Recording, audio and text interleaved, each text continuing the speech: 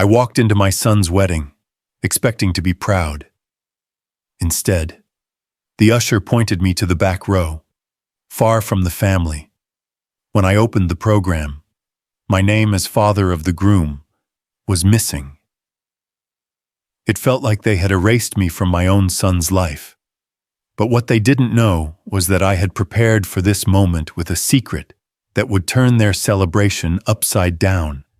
And that secret, I'll reveal it before the night is over. Subscribe to my channel, follow this story until the end, and comment the city you're watching from. I want to see how far my story reaches. The wedding hall shimmered with chandeliers that looked more like jewels than light fixtures. The bride's family had spared no expense. Every corner glistened with roses, white satin ribbons, and polished silver. Walking in alone, my shoes clicked against the marble floor, each step echoing louder than it should have. Families gathered in clusters, laughing, greeting each other warmly. Their cheer filled the space, but for me it was only noise that pressed in on silence. I found myself lingering at the doorway for a moment, my eyes catching every detail. Years of building with my own hands made me notice things others overlooked: the smooth polish of the mahogany chairs, the solid craftsmanship of the stage where vows would soon be spoken. Still, it wasn't the beauty that held me. It was the undeniable mark of wealth, of power, of the bride's family, taking center stage at an event I once thought would celebrate my son and, in some small way, me too. An usher in a black vest approached with a practiced smile. "Mr. Ward," he asked politely, tilting his head toward the seating chart in his hand. I nodded. He led me past rows of neatly dressed guests, further and further back, until we reached a row near the serving tables, where waiters balanced trays heavy with champagne. He gestured to the seat, his tone gentle. "Right here, sir." I stood still for a breath too long, then lowered myself into the chair. From here, the view of the altar was half blocked by a tall column. A quiet voice inside whispered, "After all I've done, this is where I belong." My chest tightened as the reality pressed in. The laughter at the front sounded distant, as if separated by more than rows of chairs. It felt like a wall. I smoothed my jacket and reached for the program placed on the seat. The paper was thick, the ink embossed with gold leaf. I unfolded it slowly, the way one might open a letter carrying news they feared. The names of the bride's parents sat proudly at the top. Her father's name appeared 3 times across the pages, tied to introductions and blessings. My son's name was there, next to hers, but mine, nowhere. A woman next to me, another guest, leaned over with a puzzled look. "Strange," she murmured, pointing at the program. "They only listed the bride's parents." Her voice wasn't cruel, but it pierced deep. My lips pressed together. Bitterness swelled, hot and heavy, but I swallowed it down. Saying nothing was the only way to keep my dignity intact. The music started, soft violins filling the hall. I watched my son standing at the front, his smile wide, his body turned toward the bride's father. They shared a laugh, as if they were old friends bound by blood. That laugh, so carefree, so dismissive, echoed in me louder than the music. If they could erase me from a page, what else could they erase? My fingers curled tight around the program until the paper bent and wrinkled under the pressure. Something inside whispered not to look away, not to miss what might come next. A chill settled in my bones as I realized this was not the end of humiliation. It was only the beginning. But it wasn't just the missing name, it was what came after that cut even deeper. The murmurs around me grew louder, though no one was speaking directly to me. Instead, their voices floated like smoke across the rows, curling and stinging. "Russell Kane really outdid himself with this," one woman whispered. "He's such a generous man. You can see how much he loves his daughter. What a role model." Another chimed in. Each word was meant for someone else, yet every syllable hit like a hammer. Russell Kane, the bride's father, stood tall at the front, all smiles and handshakes. Guests leaned in to greet him, clapping his back as if he were the pillar that held this entire family together. The comparison was unspoken, but the message was sharp. My decades of double shifts in carpentry shops, nights spent sanding wood until my hands bled, tuition checks written with calloused fingers, it all seemed to dissolve in the glow of that man's reputation. My son had a new hero, and it wasn't me. A bitter laugh threatened to escape, but I swallowed it. They would never know the silent sacrifices, the nights when the only heat in our home came from the wood scraps I burned to keep the children warm. To them, Russell was the provider, the patriarch, the face of success. To me, he was a man stepping into a space I had carved with my own sweat. The program on my lap crinkled as I clutched it tighter. I stared down at the ink, where my name should have been, and listened as my worth was weighed and found lacking. I shifted in my seat, trying to steady my breathing, when something caught my eye at the reception table, among the photographs and floral arrangements that told the story of my son's journey. A familiar frame was missing. My chest tightened instantly. It was the picture of her, my late wife, Margaret, the mother who raised him, the woman who once pinned his little bow ties before Sunday service. I had seen her photo earlier, right at the edge of the table, as though she were still standing with us. Now it was gone. I caught sight of a wedding planner tucking the frame beneath the table, as though hiding clutter. My throat closed. They hadn't just moved it, they had erased her. The humiliation burned deeper than any slight against me. Margaret deserved better. She had carried this family through poverty, through sickness, through every storm. And now, at her son's wedding, her face was deemed unworthy of display. My hand pressed against my chest, the ache of grief mixing with fury. They hadn't just erased me from this celebration. They had buried her memory too. The laughter around me grew louder, a cruel soundtrack to the storm raging inside. My knuckles whitened as I gripped the chair's armrest. Every instinct screamed to stand, to shout, to demand they put her back where she belonged.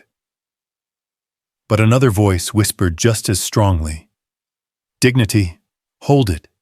Don't give them the satisfaction of seeing you break." My jaw clenched. If silence was my only weapon, then silence I would wield. I would not cry here, not in front of them. I would not hand them the victory of my collapse. But the anger simmered, boiling under the surface, waiting for its moment. They've not only pushed me aside, the thought cut deep. They've buried her too. I forced myself to look up, my gaze drifting to the head table. There sat my son, beaming, his glass raised high, beside him. Russell Kane lifted his own drink, the two of them clinking in celebration. And then I heard it. "To the man I look up to," my son declared, his voice carrying across the hall. He looked straight at Russell, not at me. The room erupted in applause, the sound blurred in my ears. My heart pounded. The wound was no longer subtle, it was torn wide open. And in that moment, as my son honored another man before my eyes, I knew the betrayal was deeper than I had ever feared. The hum of voices filled the hall, rising and falling like the tide. Glasses clinked as guests prepared for the speeches. I sat quietly in my assigned seat, half hidden in the back. The wedding program folded tightly in my lap. When the first speaker stood, all attention swung forward. I leaned in, hoping for a word, any word that might acknowledge the years of sweat and sacrifice that had brought my son to this day. But speech after speech flowed past me like water slipping through cupped hands. The bride's family received warm praise for their generosity, their refinement, their unwavering support. Russell Kane's name carried like a banner through the air.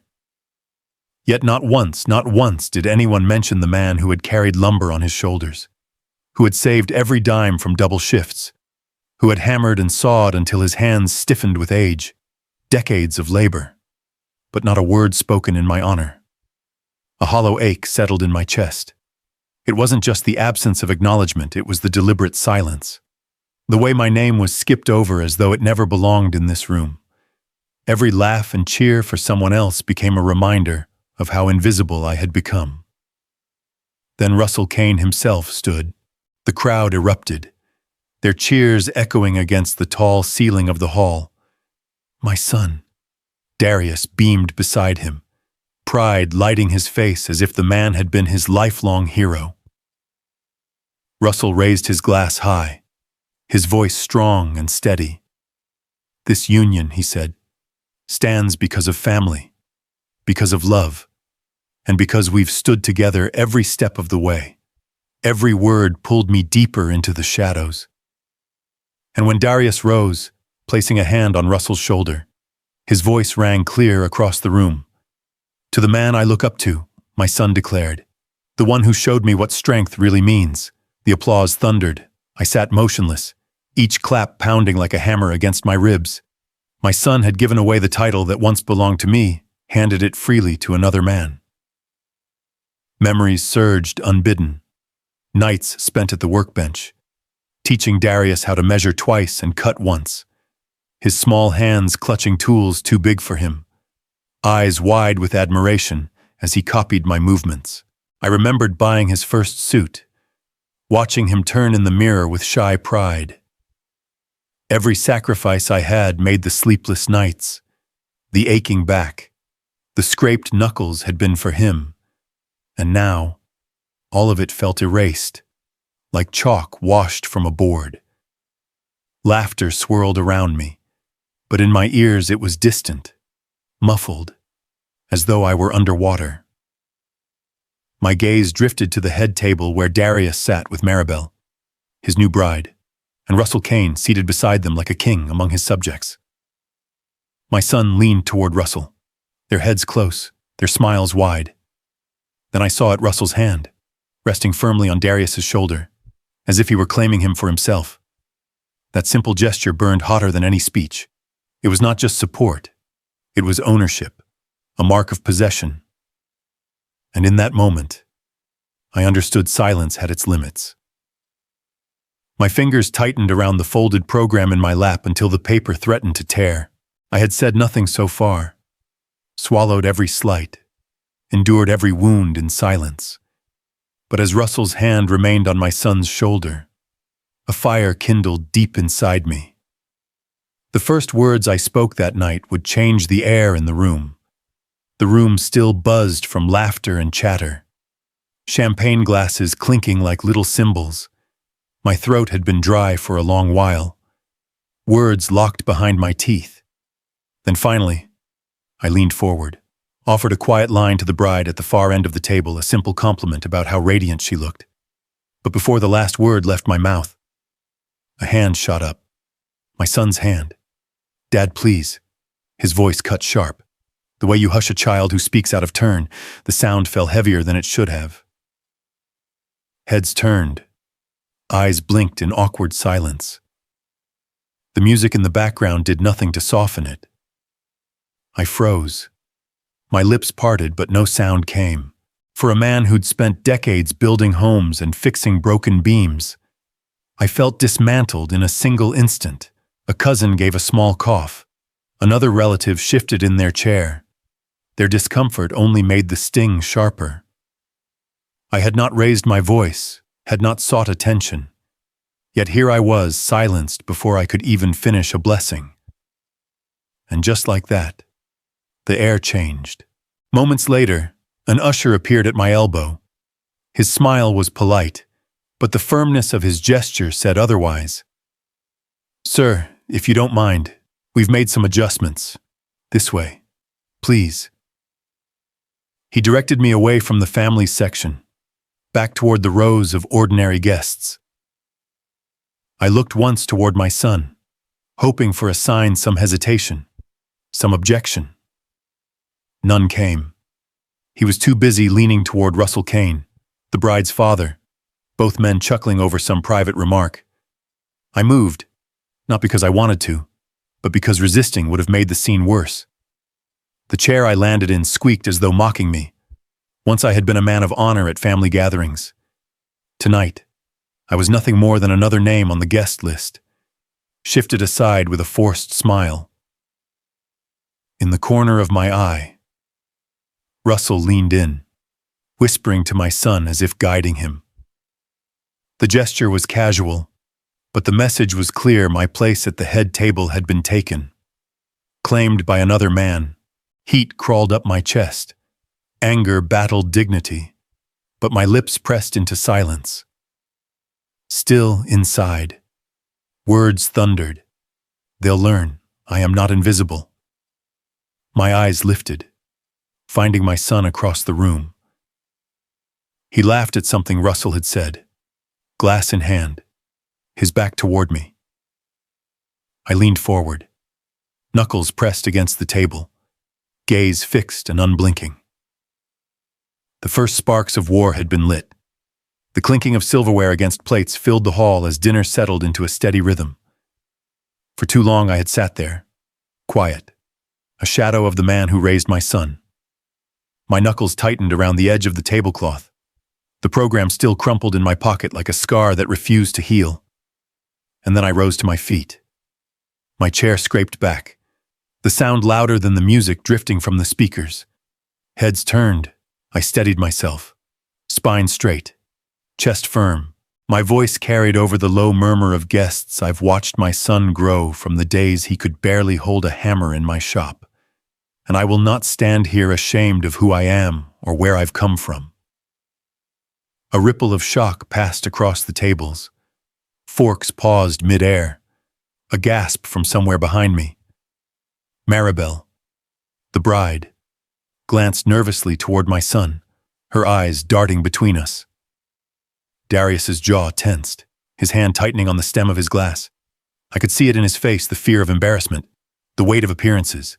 But beneath that, something else, anger. The room hushed, waiting for him to answer. And he did. Dad. Enough, his voice cracked across the hall like a whip. This is my wedding. Respect my wife's family. Respect the new order. The words hung heavy, slicing deep into my chest. Respect the new order. As if bloodlines, sacrifices. Nights worked through pain and hunger meant nothing. My lips parted. And before I knew it, the truth surged from me, son.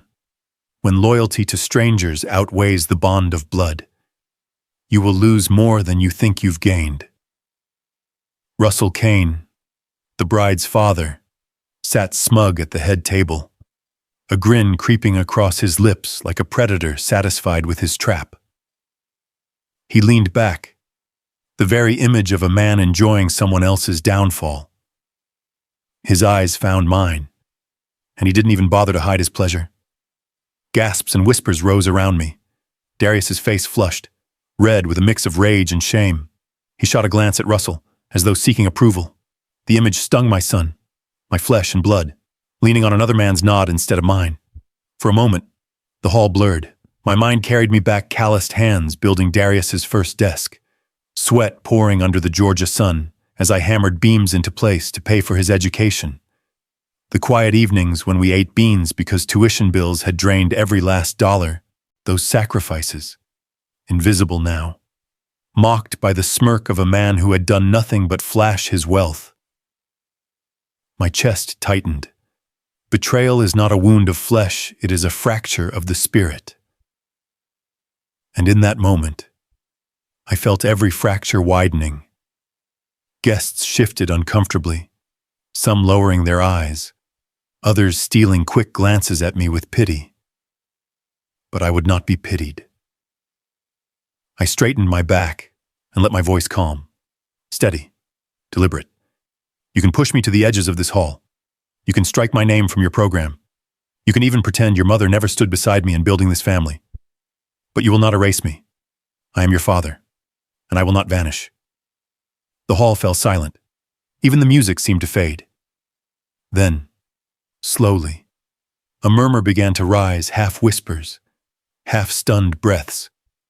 Darius's lips quivered, caught between anger and words unsaid. Russell leaned closer, whispering something into his ear, the serpent fanning the flames. That was when the cut of betrayal bled deepest. My own son choosing the word of a stranger over the blood of his father. I lowered my eyes for a moment, just enough to feel the ache swell inside me. Years of sacrifice condensed into one single truth. The son I raised was treating me as a burden, not a father. The bitterness crawled up my throat, yet beneath it, steel formed. If this night was meant to humiliate me, then they would learn humiliation was not the end of my story. I planted my palm firmly against the table. The crack of it silenced the whispers instantly. Glasses trembled, heads jerked toward me, and when I spoke, my voice was not raised, but it thundered through every corner of the hall. If you insist on humiliating me in front of strangers, I said, eyes locked on Darius, then you will face the truth I've held back for too long. A chill swept across the room. No one moved. Every gaze was fixed on me, waiting, and in that moment, the first line of war was drawn. The murmurs in the hall swelled like a restless tide after my outburst. Some guests tried to ignore the tension, raising their glasses as if to carry on with the night, but eyes kept darting toward me. My son's jaw tightened, his voice sharp as he snapped, "You're ruining this day." Dad. The words sliced deeper than I expected, though I forced my back straight. Ruining his wedding, I had built the man who stood before me. Every late shift, every meal I skipped, every roof I patched. Those sacrifices had given him the foundation to stand here in a fine suit, beside a woman who looked more anxious by the minute. Ruining it, the question left my mouth with steady fire. I've stayed quiet long enough. If honesty ruins your day, then maybe this wedding isn't as solid as you think. Whispers rippled down the tables. Russell Kane sat comfortably at the head, his hand circling his wineglass with smug satisfaction. He leaned slightly toward Maribel as if he owned the moment, as if he owned my family. Guests stared, waiting for my retreat, but I held my ground, my voice carrying across the decorated room. Silence has its limits, and mine just ran out. I sank into my chair, my heart thudding like a hammer in my chest. Then, from the corner of my eye, I noticed someone moving through the crowd. A man in a gray suit, older but steady, slipped quietly into the row of seats at the back. Recognition dawned. It was Harvey, my late wife's cousin and our old family lawyer. He avoided the spotlight, gliding between tables, until he reached me. With discreet precision, he pressed an envelope into my hand. His voice was barely a whisper, yet it carried more weight than all the applause I had never received. "You'll want to see this. He's been forcing signatures." I slid the envelope beneath the table and tore it open just enough to read. My eyes scanned documents. The language clear even without a magnifying glass. My son had transferred partial ownership of my old home, the very place where I had raised him, to Russell Kane's control. A heat rose inside me. Different from humiliation, this was fire, raw and untamed. Betrayal in ink and paper. Theft disguised as new beginnings. For a moment I couldn't breathe. The hall blurred, voices dimming into a hollow echo. That house wasn't just wood and nails, it was weekends spent sanding floors. Evenings repairing shingles with my boy by my side. Nights my wife and I sat on the porch planning a future we thought belonged to us. Now, it was slipping away, hidden beneath the same smiles that paraded across the head table. I pulled away from the crowd, moving toward a corner near the arched windows. The night air pressed cool against the glass, and for a second, I closed my eyes.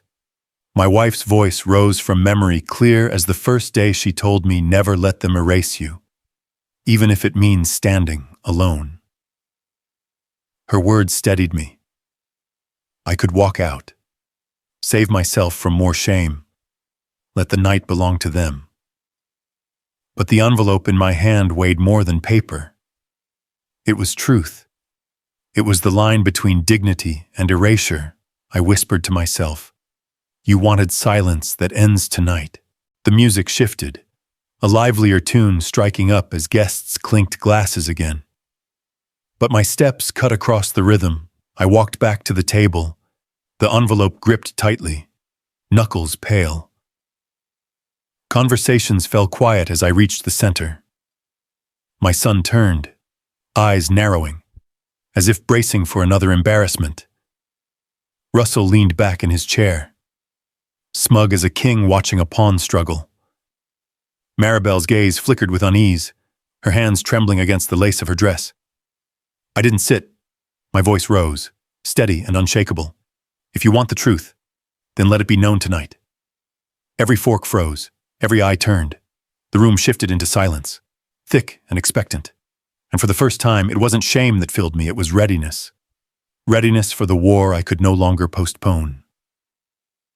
The chatter in the hall shifted like a current, pulling me into silence even before I opened my mouth. Every time I drew near to a group, their conversation dried up, as if I were the ghost of a man they once knew. I caught sight of Russell Kane leaning close to Darius, his lips moving in hushed tones, and then watched my own son nod with the gravity of a boy still eager to please. It wasn't long before the whispers reached me, phrases that cut sharper than any blade. He's unstable. He just can't let go. These weren't strangers saying it. These were relatives I had stood by during their own trials, men and women who once called me Uncle Ellison with warmth. Now, their eyes slid away, leaving me alone in a room filled with family. Isolation crept over me in waves. Even the oldest friends of my late wife avoided my gaze, as though defending me would stain their clothes. In that crowded reception hall, I felt more exiled than I ever had in the quiet of my empty house. Then came the final blow. Maribel, my new daughter-in-law, stood suddenly, her voice slicing through the music. "This is supposed to be a celebration," she said, her eyes narrowing at me. "But someone can't stop himself from trying to sabotage it. My marriage will not begin under the shadow of his bitterness." The room gasped, murmurs swelling like a storm. Darius's arm wrapped around her waist instantly, his eyes on me cold, firm, unshaken. "She's right.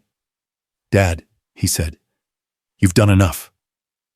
The words stung deeper than I imagined possible. Betrayal doesn't always come with a knife, it often wears the face you once rocked to sleep. For a moment, anger boiled hot enough to drive me toward the door. Pride screamed that walking out would reclaim some dignity. But another voice, softer and steadier, echoed in my chest, the voice of my wife. "Never let them erase you, Ellison. Even if it means standing alone." I steadied my hands against the table, breath slow, chest burning with resolve. Walking away tonight would mean surrendering my name, my sacrifices, my very place in the family, and I refused to vanish while still alive. Slowly, I straightened and stepped forward. The envelope, still unopened, felt heavier than a brick in my hand. Every eye turned toward me as I raised it high, the weight of their judgment pressing down. "If I am the liar you claim me to be," I said, my voice ringing clear over the silence, "then let this prove it before us all." The music stopped. The murmurs died. The room froze, waiting for the first crack in their story to split wide open. The envelope in my hand felt heavier than wood beams I had lifted in my carpentry days. Every eye in the room clung to me as if waiting for me to drop it, to fold, to retreat back into silence. Instead, I tore it open. The sound of paper ripping cut through the music like a blade. Inside were documents legal, stamped, undeniable. My house, the one I built with years of sweat and calloused hands, had been signed into the partial ownership of Russell Kane. My son's name was there, written in ink, his signature placed under pressure.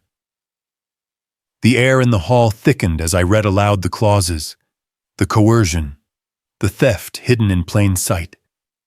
Gasps filled the silence after my words.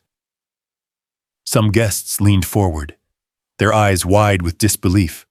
Others whispered behind their napkins, afraid to say aloud what they suspected. My son, Darius, sat frozen, his face pale as though the ground had shifted beneath him. Maribel clutched his arm, but even she seemed uncertain now, her confident smile trembling.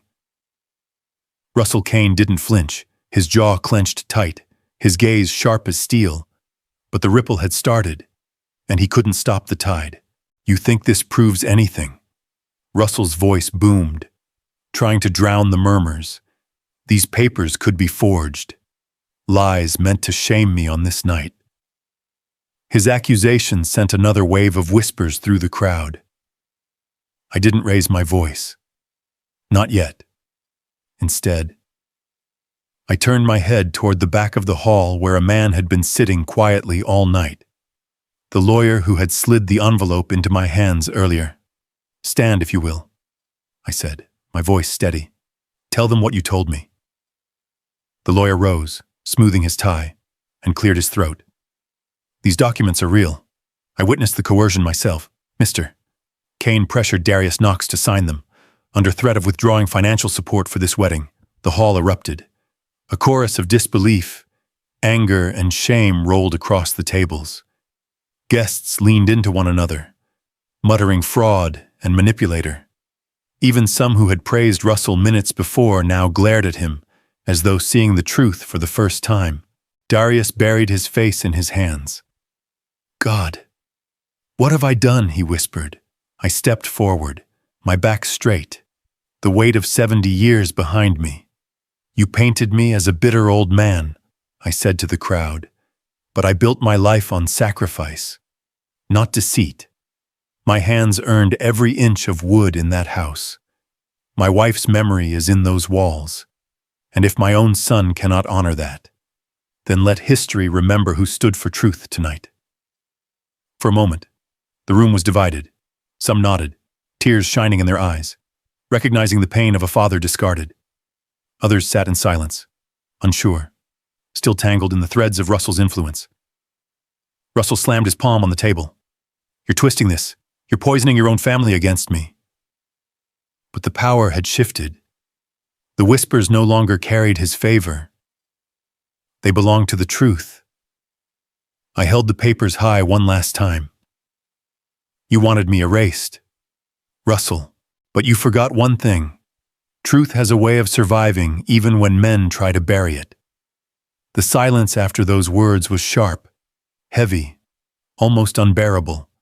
And then, from across the room, my son's voice cut through it. Dad. Darius stood, his eyes red, his body trembling. You don't know everything. There's more to this. The words hung in the air, heavier than the envelope itself. And in that moment, I realized the night's battles were far from over. The moment the papers left my hand, the room changed. Whispers spread like wildfire, guests shifting in their seats, eyes darting between me, my son, and Russell Kane. The clink of silverware stopped. The music faded into an uneasy silence. Darius's face was twisted in anger, an expression I had rarely seen directed at me. He rose from his seat so abruptly his chair nearly toppled. His voice, sharp enough to slice through the chatter, rang across the hall. You couldn't just let me live my life. Could you? You had to destroy everything. The words struck harder than any blow. A father spends years shaping a son's world, only to be cast as the villain in his story. Around us, relatives gasped. Some leaned closer to one another, whispering as if watching a tragedy unfold on a stage.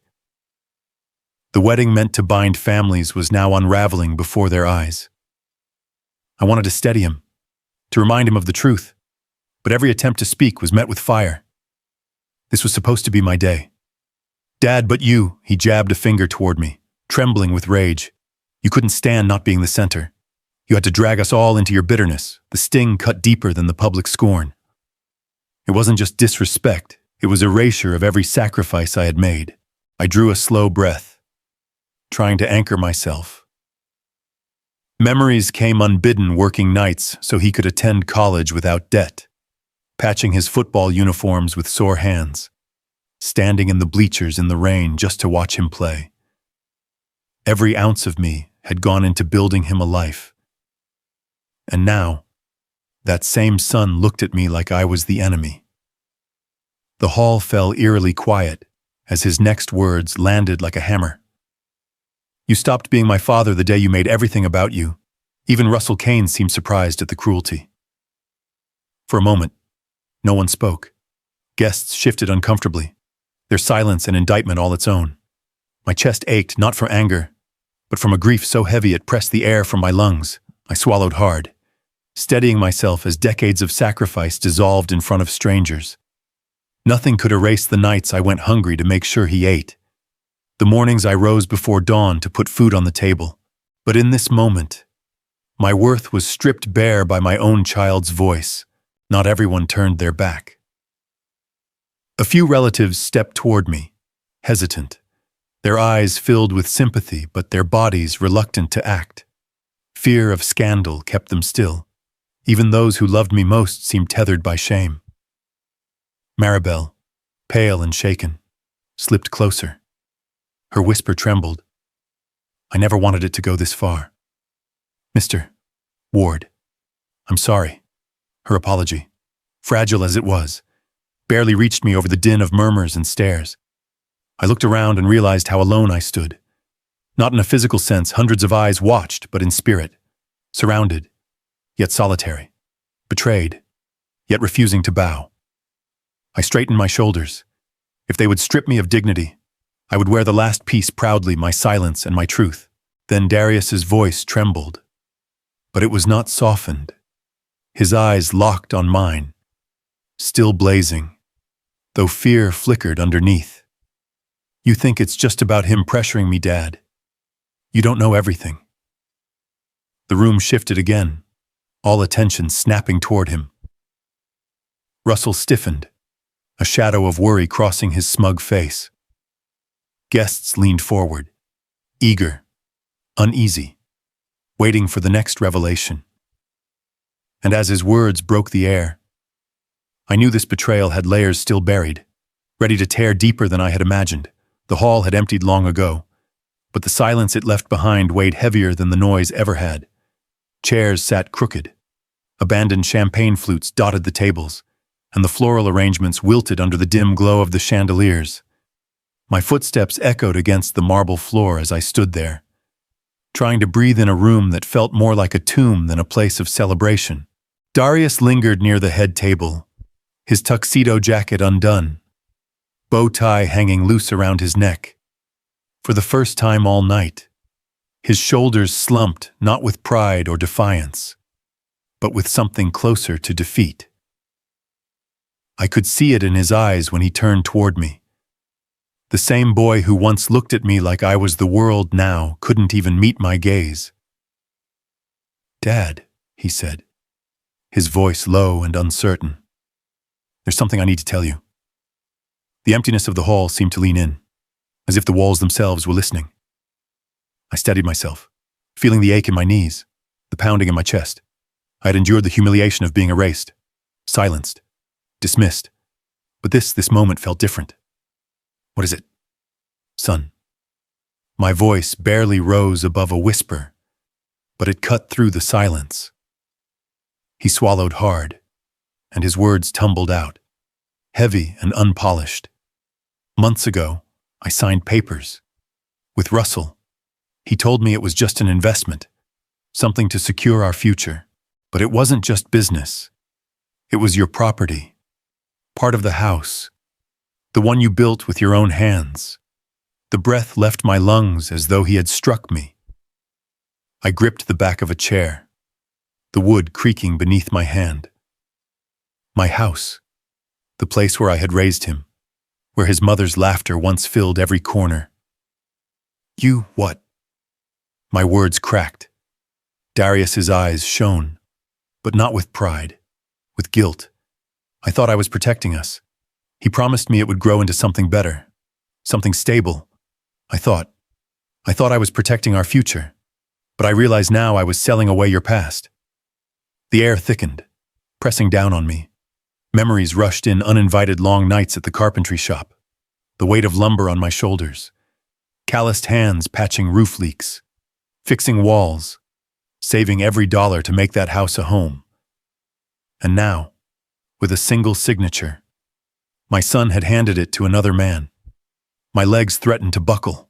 I lowered myself into a chair, staring at the tablecloth as though it held answers. I didn't shout. I didn't curse. The silence that poured out of me was heavier than rage could ever be. You don't understand, he pressed, stepping closer. His voice cracked. I've lived in your shadow my whole life. You were always the man who sacrificed, who worked, who built. I could never measure up. Russell said this would prove I was my own man. He broke then, his shoulders shaking, his face twisted in anguish. I thought I was finally doing something right. I lifted my eyes to him, my heart splitting open. Doing something right. The words came out low, worn, hollow, by giving away the very foundation of everything I built for you, for your mother, for us. He sank to his knees before me, a grown man but still my boy, begging for understanding I wasn't sure I had left to give.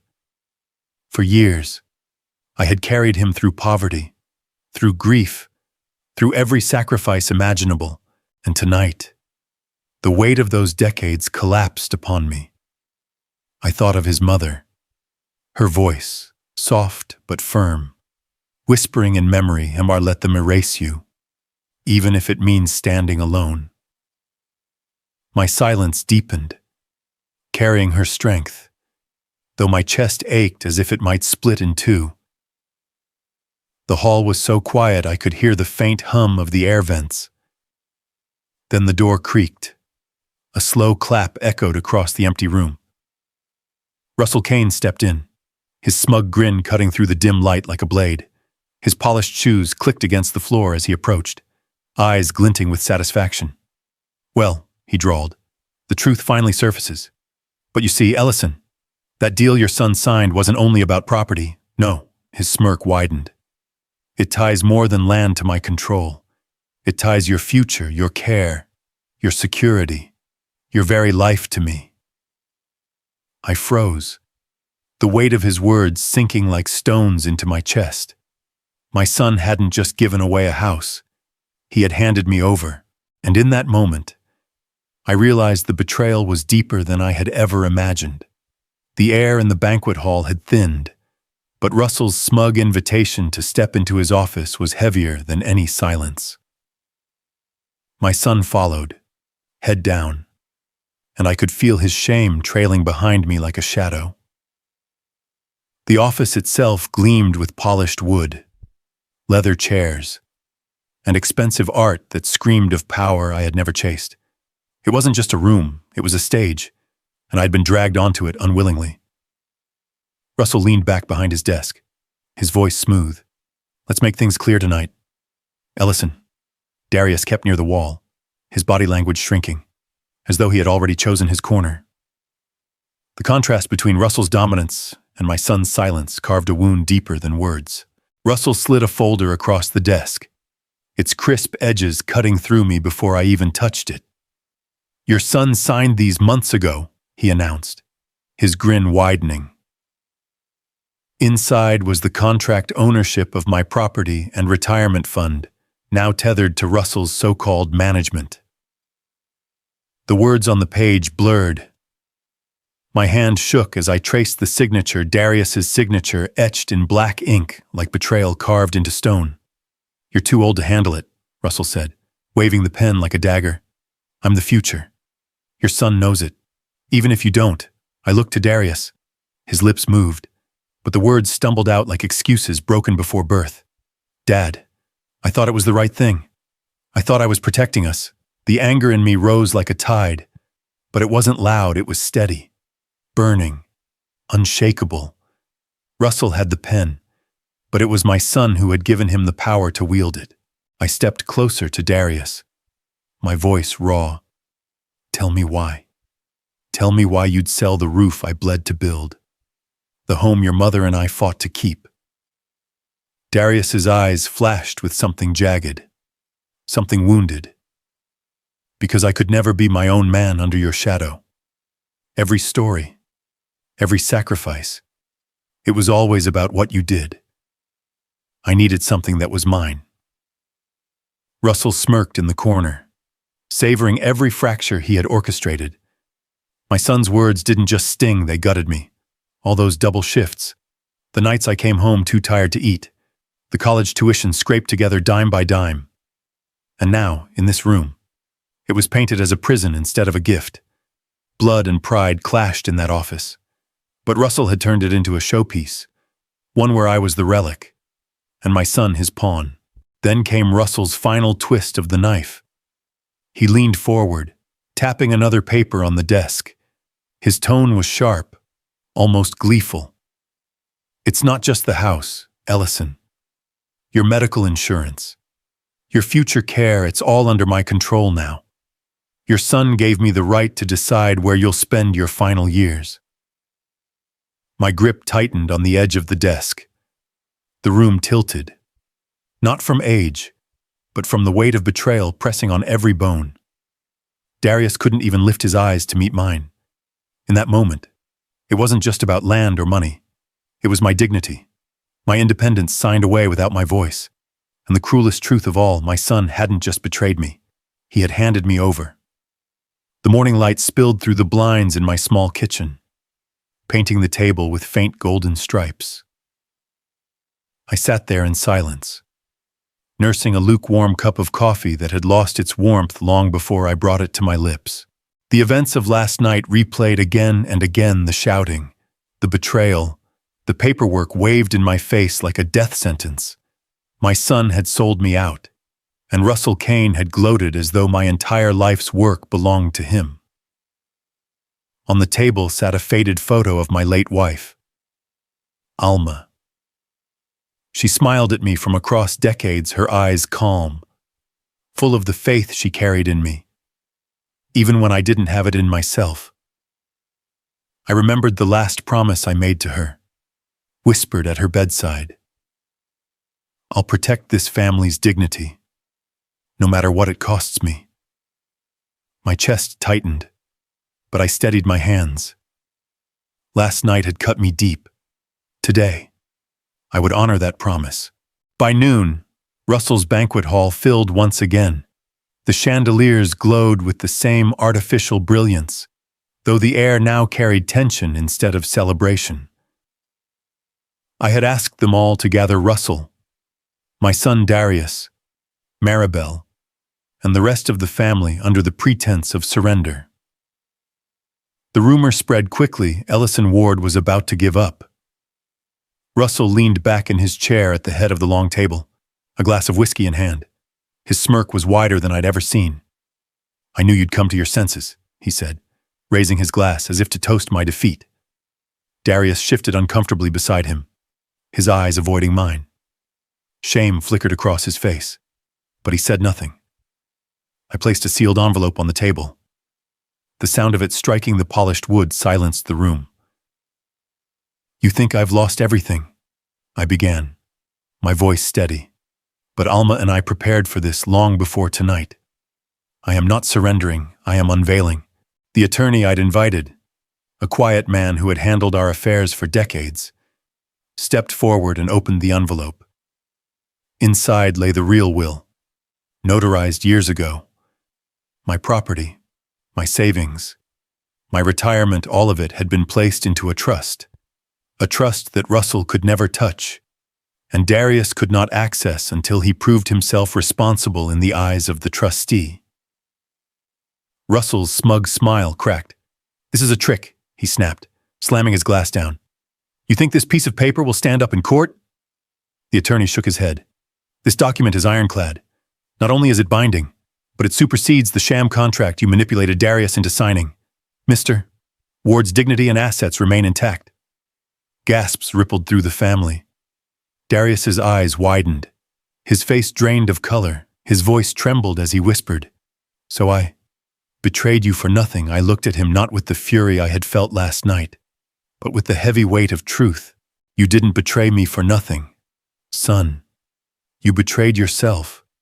You gave away my trust, and that is worth more than any house or dollar in this world." Russell's face flushed red with rage. He shouted threats, promised lawsuits, swore he would find another way. But his words fell flat. For the first time, the family wasn't looking at him. Their eyes turned to me, the old man they had dismissed, now standing taller than ever in the truth. Darius dropped his head into his hands. Tears slipped through his fingers. I thought you'd never let me be my own man. Russell made me believe the only way forward was through him." His words struck me harder than any insult. My son, lost in the shadow of his own fear, had chosen betrayal because he mistook my love for chains. I stepped closer, my voice low but steady. "You thought selling my name would free you, but respect isn't bought in contracts. It's earned in how we carry one another. You forgot that, and in forgetting, you lost yourself." The room was silent, heavy with truth. I saw grandchildren peering at me from the back, their young eyes wide, taking in every word. This wasn't just a reckoning, it was a lesson that would live longer than me. I turned back to the table, where Russell still fumed, powerless. "You thought you sold my future," I said, each word cutting through the silence. "But my dignity was never yours to sell." Russell's hands trembled with impotent fury. He stormed out of the hall, his footsteps echoing like the collapse of an empire built on deceit. I looked at Darius one last time. My voice softened. "I forgive you, but forgiveness doesn't mean trust returns so easily. Some bridges must be rebuilt brick by brick, and I can't rebuild it for you. That's your work now." He nodded weakly, unable to meet my eyes. I faced the family, especially the younger ones. Never forget, this family is not built on greed, or pride, or the promises of outsiders. It's built on respect. Respect for those who came before you, and respect for the truth that binds us together. Lose that, and you lose yourselves. When I stepped out of the hall into the crisp morning air, I felt Alma's presence beside me, as though she had been walking there all along. My body was tired, my heart heavy, but my spirit stood tall. I had fought for dignity, not wealth, and in the end, dignity had triumphed. The sun rose higher over Atlanta, casting long shadows behind me as I walked away. I carried no riches in my pockets, but the wealth of truth and resolve filled my chest. The family might take years to heal, but they had seen tonight what could never again be erased: the strength of an old man who refused to vanish.